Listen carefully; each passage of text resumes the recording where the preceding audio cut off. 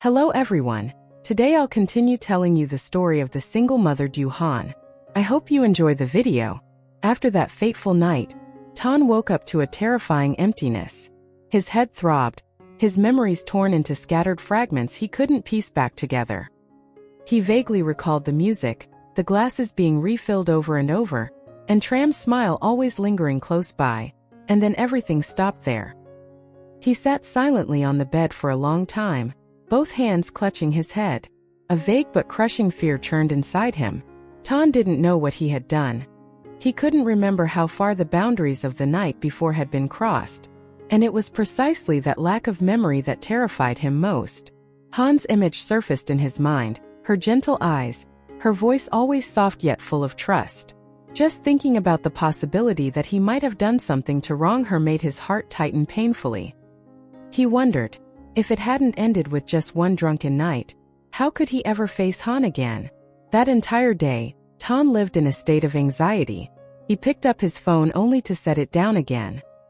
He wanted to call Hân to hear her voice and calm himself, but he was afraid that hearing her voice alone would drown him completely in guilt.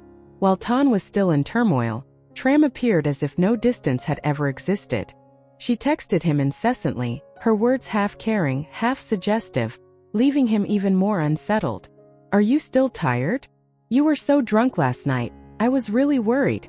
If there's anything you can tell me, okay?" Those messages sent a chill down Tana's spine. He felt it clearly. Tram had no intention of letting him go after that night.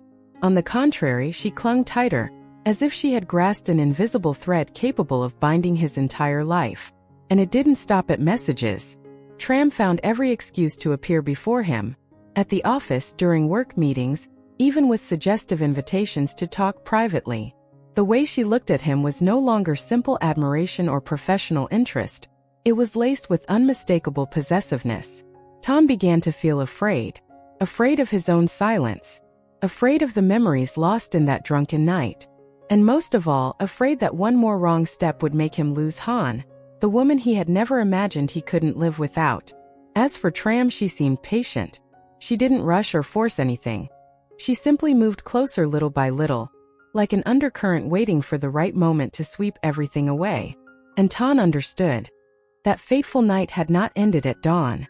It was only the beginning of a dangerous chain from which he had yet to find an escape. In the days that followed, Tan lived in constant unease. Every time his phone vibrated, his heart pounded, as if just seeing Tram's name on the screen was enough to make him choke. And then what he feared most arrived. One late afternoon, just after Tan finished a meeting, Tram was suddenly waiting outside his office. She wore a modest dress, light makeup, and a gentle smile, so gentle that no one around could sense the danger hidden beneath. "Are you free? I just want to talk for a bit." Her voice was soft, calm. That very calmness sent a chill through him. Unable to refuse in such a public place, Tan reluctantly nodded. They sat across from each other in a quiet cafe. Tram didn't rush to speak. She slowly stirred her drink, her eyes occasionally flicking toward Tan as if gauging his reactions. Finally, she smiled faintly and lowered her voice. "Do you remember that night?" The seemingly harmless question made Tana's hand clench until it turned white. His throat went dry. "Which night?" he asked, even though he knew he was avoiding the truth. Tram looked straight into his eyes, her smile faint yet loaded with implication. "The night after the party. You were very drunk. I had to take you home." Tan lowered his head, his breathing uneven. He tried to search his memory, but everything remained blurred, like a thick fog he couldn't pierce. I was just worried about you," Tram continued, her voice softening. "You talked a lot that night. You said things you normally wouldn't say." Tana's heart hammered. "What did I say?" he asked hoarsely. Tram didn't answer right away. She took a small sip of her drink, then said slowly, "Things that made me think my place in your heart might not be as simple as you always claim." The word struck Tana's mind like a knife. He looked up, eyes full of confusion. "Tram, I don't remember anything. If I said or did something inappropriate, it was only because I was drunk." Tram let out a soft laugh, not loud, but enough to make his skin crawl. "You always say that." She tilted her head, her eyes glinting with clear possessiveness. But drunk or sober? People only speak the truth, don't they? Tan had no reply. The silence stretched, suffocating him. In his mind appeared Han's image, her gentle smile, her trusting eyes. Tan felt as though he were standing on the edge of a cliff. One small push more and everything would collapse. Tram placed her hand on the table and leaned closer, her voice dropping. I don't need you to give me any title or status. I just don't want you to avoid me. Like you are now. Tan stood up abruptly, the chair scraping loudly. I'm sorry, but this shouldn't continue. He turned and walked away, leaving Tram sitting there. But just as he stepped out of the cafe, the phone in his pocket vibrated. A new message. You left in such a hurry. Are you afraid Han might find out about that night? The screen glowed in the dim afternoon. Tan stood frozen, cold sweat beating down his back. In that instant he realized Tram wasn't merely hinting. She was holding on to something. Whether it was the truth or just a vague threat, it was enough to send him into panic. And from that moment on, Tan understood. Tram would not let go easily. And if he didn't break free soon, his own silence and fear would lead him down the most dangerous path of all, losing Han, in a way that could never be undone. That morning, Han's vegetable shop was busier than usual. Standing behind the counter, Han moved swiftly, weighing vegetables, packing orders, her smile always gentle and patient. The familiar, peaceful atmosphere soothed her somewhat after days when Tan had been coming home late, quieter than before. Amid the flow of customers, an unfamiliar woman stepped inside. She was neatly dressed, elegant in appearance, her eyes carefully surveying the shop before she spoke. Excuse me, could you show me these vegetables? Han smiled without a trace of suspicion and enthusiastically introduced each type, its source and how to store it properly. Tram listened attentively, nodding now and then, a glint of satisfaction flashing in her eyes. These vegetables look really fresh, Tram said. A shop that works with this much care must be trusted by a lot of people. Han smiled shyly. We just try to do our best. Tram picked out a few more items, then asked casually, Oh, you're Tana's wife, right? Han paused for a split second, but kept her polite demeanor. Yes, that's right. Tram smiled and held out her hand. I'm Tram. I'm a client of Tana's company. The name made Han's heart sink slightly, though she had never met Tram before. She shook her hand, her gaze still gentle. I see. Nice to meet you. Tram continued, her tone warm and friendly. Tan is very considerate. He's thorough in everything he does and extremely responsible. Everyone who works with him feels at ease. Han nodded lightly, an indescribable feeling rising in her chest. Hearing someone praise her husband should have made her happy, yet somehow those words stirred a faint unease. He's been busy lately, so he often comes home late, Tram added as if by chance. Some nights he works really late. Han froze slightly. Is that so? She asked softly, her hand unconsciously tightening around the bag of vegetables. Tram caught the reaction at once and quickly smiled to ease it. Oh, I'm probably talking too much. I just admire Tan. He's quite a rare person. She paid, took the bag and before leaving turned back to add, You're very lucky, Chi-han, to have a husband who's both capable and devoted. The door closed. Han stood still for a long moment, her eyes following Tram's retreating figure down the street. A strange feeling stirred within her. Not exactly jealousy nor clear suspicion, but a vague unease, as if something had quietly brushed against the boundary of her family's peace. She reassured herself. Perhaps it was just an ordinary client. But somewhere deep in her heart, Han didn't know that this seemingly casual encounter was, in fact, Tram's first deliberate step in a very clear plan. That evening, after the shop had closed, Han returned home feeling unusually quiet. She cooked dinner as usual, yet her thoughts lingered on the woman named Tram and the compliments she had given Tan, too complete, too knowing and too well-timed. Tan came home later than usual. As soon as he walked in, he saw Han waiting at the dining table. She smiled at him, but the smile was paler than usual. You're home? Han asked. Yeah, I was a bit busy today, Tan replied quickly, avoiding her eyes. During dinner, Han stayed silent for quite a while. She didn't rush to ask anything, only observed him. He ate less than usual, glanced at his phone from time to time, then quickly turned the screen face down, as if afraid she might see something. Finally, Han spoke gently. Today, a female customer came to the shop. Tana's hand paused slightly in midair. Just a fleeting moment, but Han noticed. Did she? He replied, forcing calm. Han continued softly. She bought vegetables and introduced herself as your client. Her name is Tram. The chopsticks in Tana's hand lightly tapped the bowl, the small sound clear in the quiet room.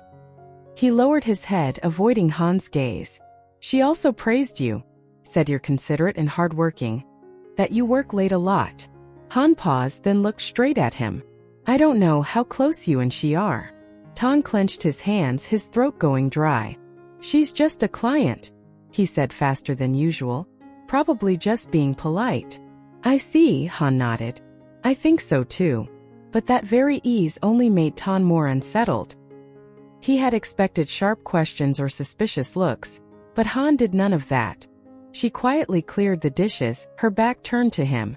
The silence stretched. Tan couldn't bear it any longer. Do you trust me? He asked, his voice lowered. Han stopped, turned to look at him. Her eyes held no anger, only a trace of weariness.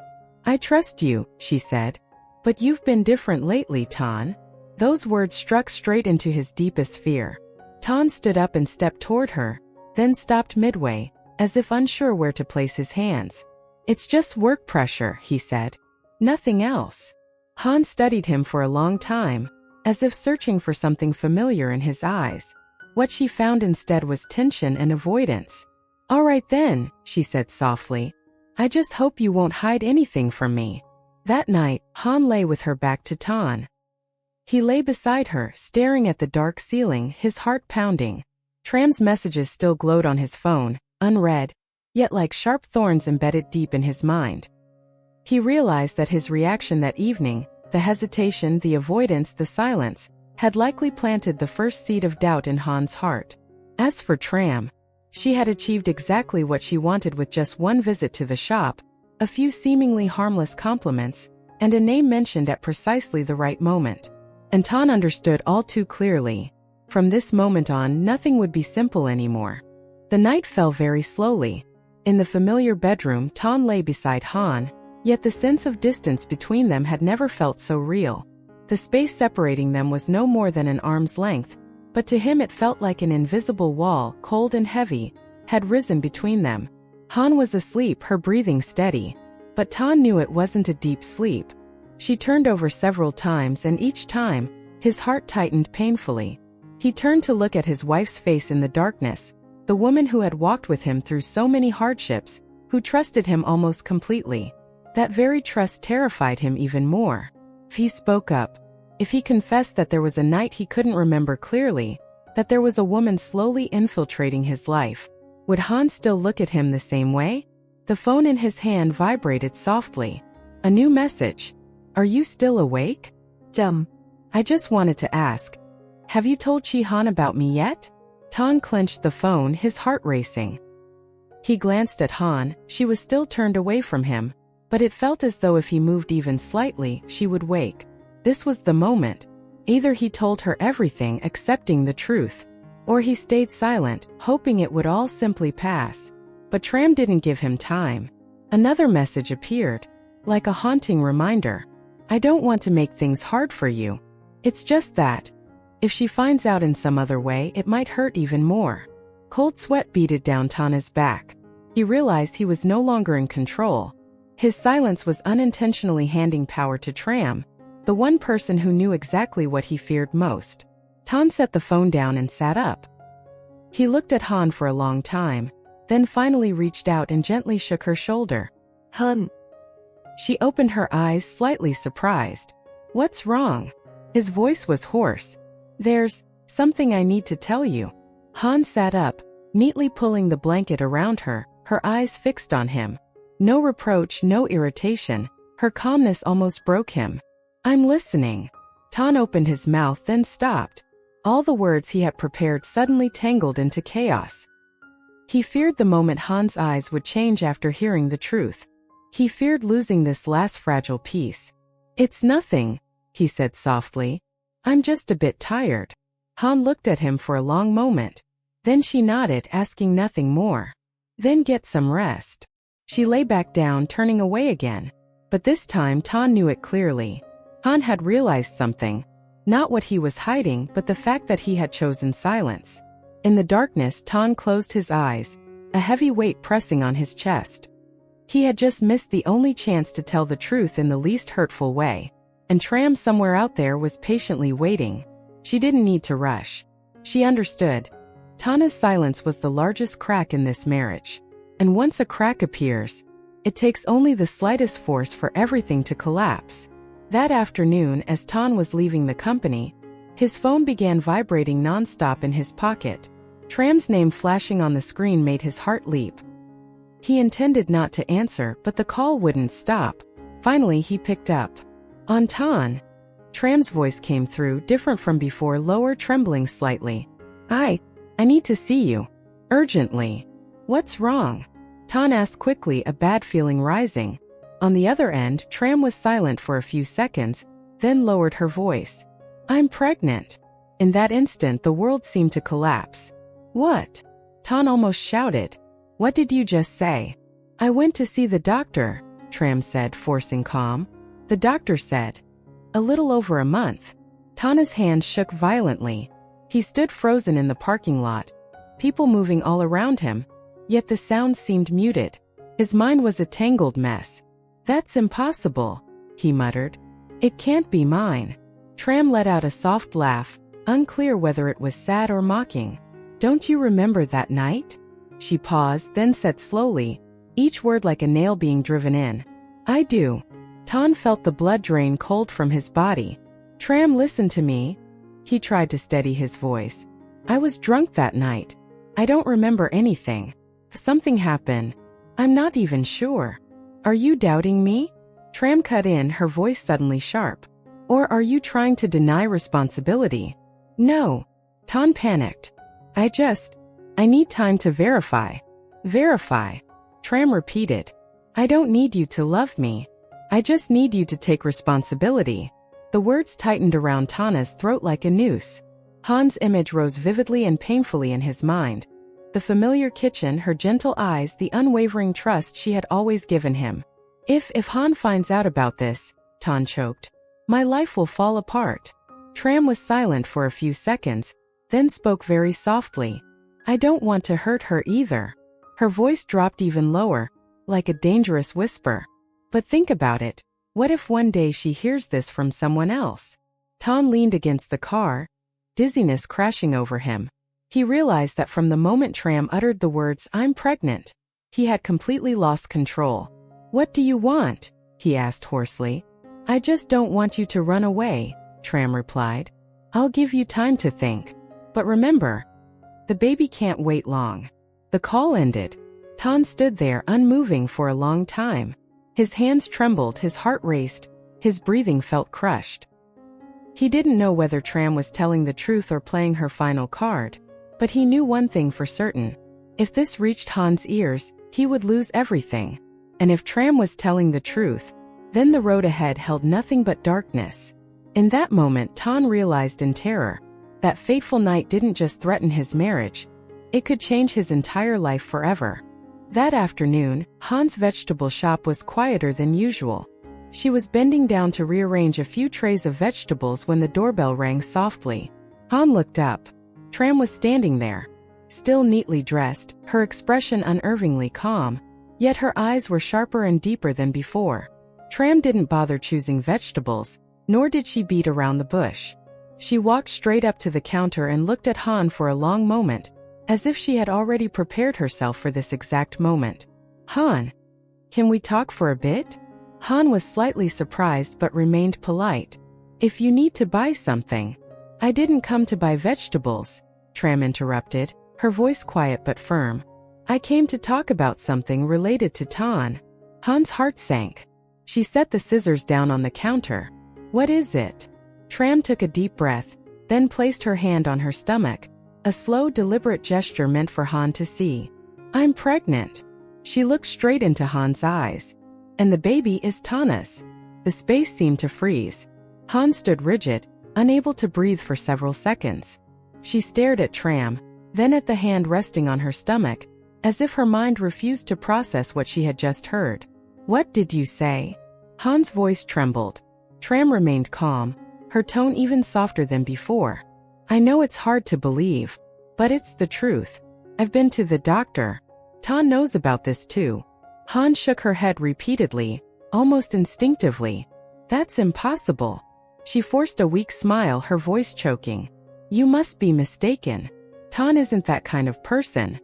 "I used to think so too," Tram replied. "Until that night." The words "that night" fell like a knife. Han felt her legs give way, gripping the counter to stay upright. Images flooded her mind. Nights Tan came home late, his avoiding gaze, the unusual silence, the unease she had tried so hard to push away. "You're lying," Han said weakly, trying to hold herself together. "If something like that happened, he would have told me." Tram looked at her, a flicker of pity crossing her eyes.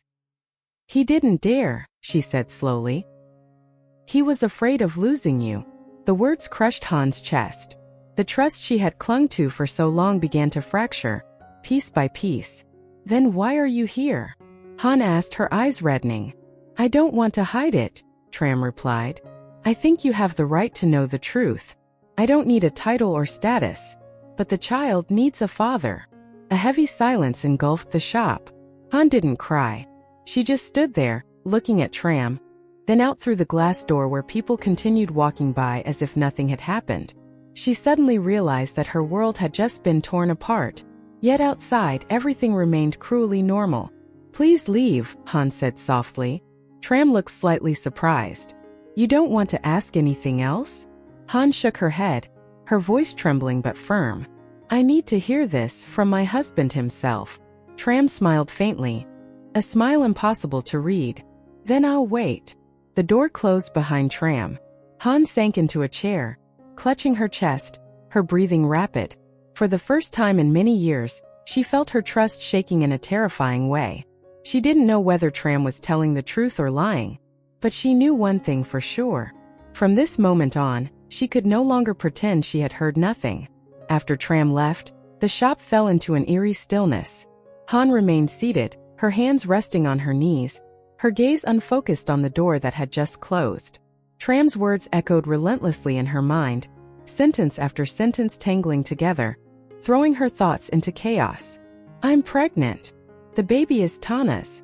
Han closed her eyes, trying to push the sounds away, but the more she tried, the clearer they became. She shook her head gently, as if trying to convince herself. "That's impossible," she whispered. "It can't be true." She thought of the Tan she used to know, the man who was always punctual, rarely left his phone unattended, who had never given her any reason to doubt him. He might have been tired, quieter lately, but betrayal. Han couldn't bring herself to place that word next to his name. She stood up, paced a few steps around the shop, then stopped again. She didn't know what to do next. Call Tan? Confront him directly? Or pretend she had never heard any of this? What if Tram was lying? What if it was just a trap? But what if, just what if, Tram was telling the truth? The thought tightened Han's chest. She placed a hand over her heart and took a deep breath to steady herself. What she feared most wasn't the truth itself, but the possibility that she might have been deceived for a long time without ever realizing it. She looked around the shop, the place she and Tan had built together bit by bit. Every corner carried traces of peaceful days. If all of it was a lie, would those memories still mean anything? That evening, Han came home earlier than usual. She didn't turn on the lights right away, just sat quietly in the living room, waiting for the familiar sound of keys in the door. When Tan walked in, his eyes flicked toward her briefly, then lingered longer than usual. "Why are you home early today?" he asked. Han looked at him, wanting desperately to ask, to pour out everything weighing on her heart. But seeing the exhaustion on his face, she couldn't. "I'm a bit tired," she replied softly. Dinner passed in silence. Han didn't ask. Tan didn't speak. They sat together, yet each was lost in separate thoughts, distant in a way that felt unfamiliar. When night fell, Han lay with her back to Tan. Silent tears soaked into her pillow, soundless. She didn't know what she was crying for more, fear of losing Tan, or fear that her faith in him was slowly crumbling. She didn't dare believe Tram. But she also couldn't be sure that Tram was lying. Caught in that fragile in-between, Han was trapped, unsure which way to step. And that uncertainty hurt her more than any clear answer ever could. Han knew that sooner or later, she would have to face the truth. It was just that, she didn't yet have the courage to open that door. Xin chào mọi người, lại là mình đây, lại gặp mọi người trong video hôm nay của mình. Chúc mọi người có một ngày mới vui vẻ, hạnh phúc và một ngày làm việc tràn đầy năng lượng. Câu chuyện hôm nay mình chia sẻ về người mẹ đơn thân Diệu Hân. Thì sau khi cuộc sống của Diệu Hân và Thành dần ổn định thì biến cố bất ngờ xảy đến khi Thành bị cô gái tên Trâm quyến rũ. Nhưng liệu rằng cái thai trong bụng của Trâm có phải của Thành hay không? Và Hân sẽ xử lý việc này như nào thì mời mọi người cùng đón xem ở video tiếp theo. Để không bỏ lỡ video nào thì mọi người nhớ like, share, bật chuông thông báo để nhận thông báo khi mình đăng video mới nhất nha. Cảm ơn mọi người đã ủng hộ những video của mình. Hy vọng sẽ được đồng hành cùng mọi người trong những video tiếp theo. Hẹn gặp lại mọi người ở video lần sau nha.